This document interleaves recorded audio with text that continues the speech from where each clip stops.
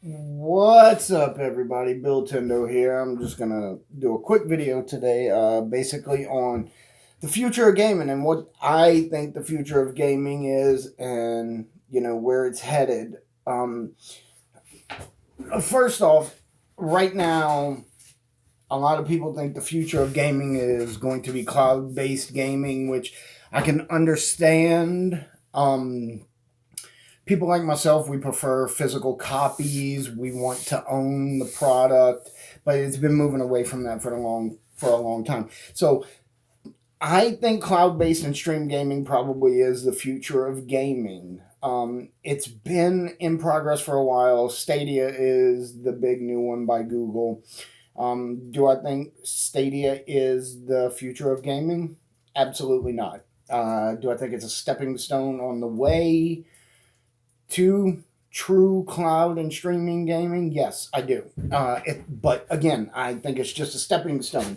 A little bit of backstory on cloud and stream gaming. Cloud gaming was originally announced by G Cluster in the year 2000 at E3, and they started up not long after that, and it was okay. As a matter of fact, it's trudged along and it's improved over the years, and it was actually bought by another company and is still extremely prevalent in France. It's called GeoCluster or something like that. Excuse me.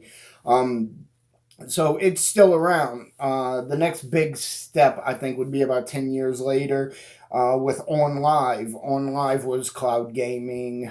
OnLive was a great system. Technology was not there for it. We just weren't ready for it technologically wise, as far as infrastructure and stuff like that.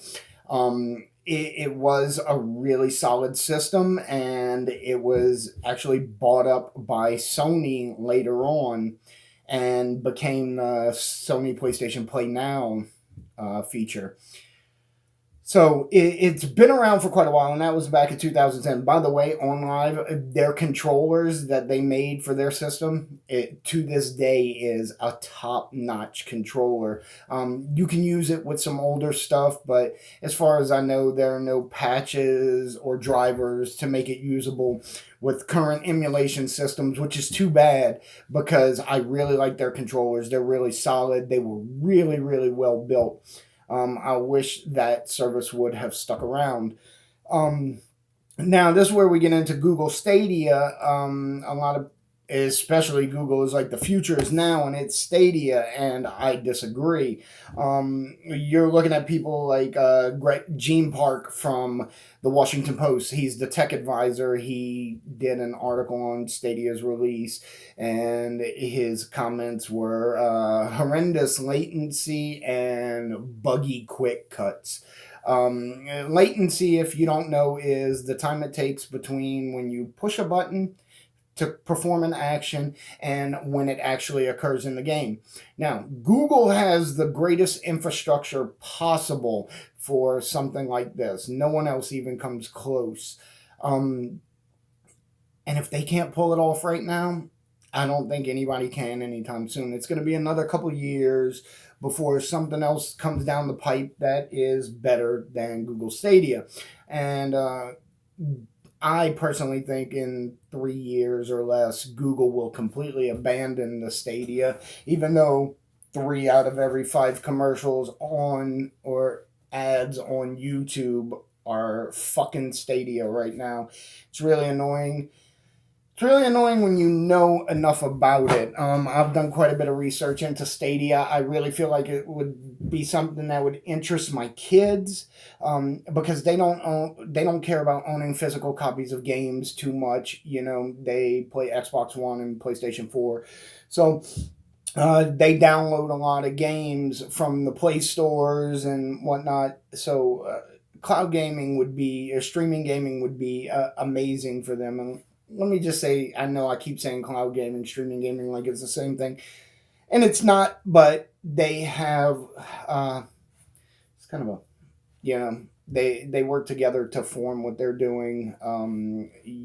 Streaming games are more like Netflix of video games, and it affects immediately what you're doing. But you have to have cloud storage in order to do that, for clouds, for saves and stuff like that. So, big problem with Google Stadia is latency, which is not so bad if you're playing a turn-based RPG. You know, like if you're playing Dragon Quest or Final Fantasy. Great, it's turn-based RPG, and that half second between pushing the button and the action being performed is not going to hurt you. But if you're playing something like Call of Duty, if you're playing something like Fortnite or Apex Legends that completely relies on your quick motor skills and how fast you can actually hit that button once you get your sights lined up, and it takes a half a second. Well, somebody moved in that half a second.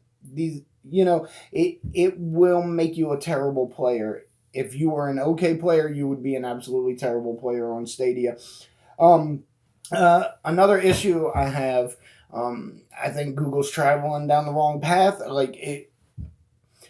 They made a lot of promises about Stadia that have yet to come to fruition. One big one being, if you're watching a gaming video on YouTube, you will be able to click on the game they're playing and immediately start playing it through Stadia. I haven't heard anything about that feature actually existing.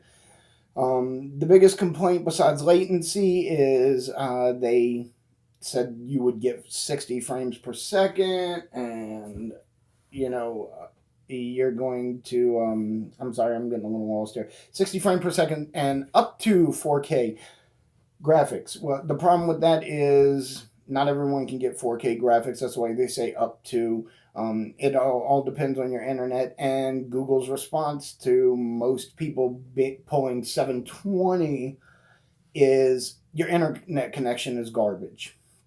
From all the reports I've read, the only people that have actually pulled 4K graphics are people that use the Google Pixel phone with 4K ability on it. And that's a whole another issue. You need a Pixel to register properly.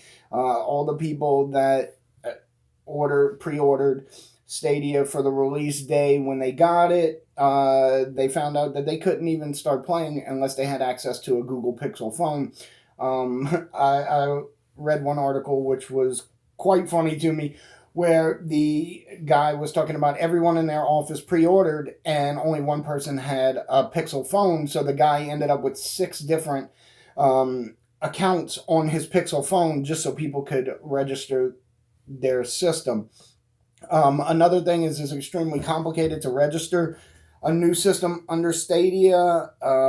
Even if you have a Gmail, a lot of these people ended up creating 4 different Google accounts through different Google services in order to even be able to play. If they had a Gmail, you have to make a new Gmail just for Stadia. So, there's a lot of issues going on there, and Google's traveling down a bad path. They're blaming developers. They are blaming internet connections. They're blaming everything except saying, hey, we just started this. Let us fix these bugs. They're coming out the gate swinging. This is your fault. This is not our fault. Your internet sucks. The developers are weak, and, they also launched with AAA games from everybody else, so at full price. I mean, you want to play Call of Duty on Stadia? Great, you're going to pay $60 for it. You can go to any used game store or buy it used anywhere for $20. So it's absolutely ridiculous that they're charging $60 for 3-year-old games and 2-year-old games. They had one original game at launch, and from what I hear, it's quite terrible. I do believe the future of gaming is in the cloud. I do think it's streaming gaming. Is Google Stadia it? Absolutely not. It's just a stepping stone on the way, and I think we're probably another solid 5 to 7 years away from it. And then things will keep progressing in that manner. I can't predict the next mode of technology. So I don't have an opinion on where it's going to go after that. The current future of gaming is streaming gaming, but it is not here. Despite what Google says, it's not here. It's not ready. All right, everybody. Y'all have a wonderful day. I'm going to go outside and freeze my ass off now. Later. Oh, yeah. Like and subscribe. What up? Make sure you do that. Later.